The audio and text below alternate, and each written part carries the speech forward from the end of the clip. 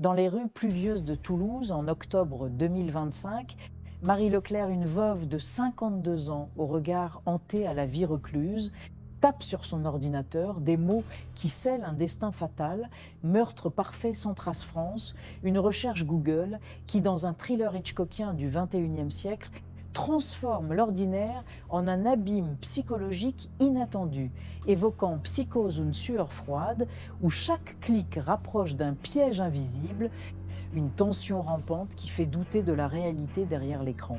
Marie, héritière d'une petite fortune après la mort subite de son mari Paul, un entrepreneur local, vit seule dans une maison victorienne au volet clos, ses voisins murmurant des rumeurs de deuil éternel. Mais Paul est retrouvé mort dans son lit, empoisonné par une substance rare, sans signe de lutte, la porte verrouillée de l'intérieur, comme un suicide impeccablement mis en scène. Le vertige s'installe, original et inattendu. La police, fouillant l'historique Google de Marie, découvre des recherches glaçantes: poison indétectable, autopsie, alibi parfait meurtre. Comment effacer traces numériques des termes qui pointent vers un crime orchestré avec précision. Pas de mobile évident, juste une assurance vie massive et des tensions conjugales cachées. Marie jure son innocence, parlant d'un hacker ou un ennemi invisible qui a manipulé son ordinateur.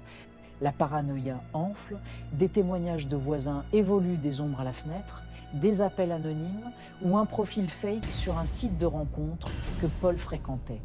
Des théories émergent: un amant vengeur utilisant Google pour piéger la veuve, ou Marie elle-même, génie du crime inspirée par des forums dark web. L'enquête s'enlise, les preuves numériques contestées par experts en cybersécurité. En 2026, l'affaire reste non résolue, un phénomène digital inexpliqué où le virtuel défie le réel. Hitchcock l'aurait filmé en plan serré, sur un écran clignotant zoomant sur un curseur hésitant nous laissant suspendus, qui a tapé ces mots fatidiques. Et si la veuve Google guettait encore patient pour effacer sa prochaine trace dans l'abîme du net?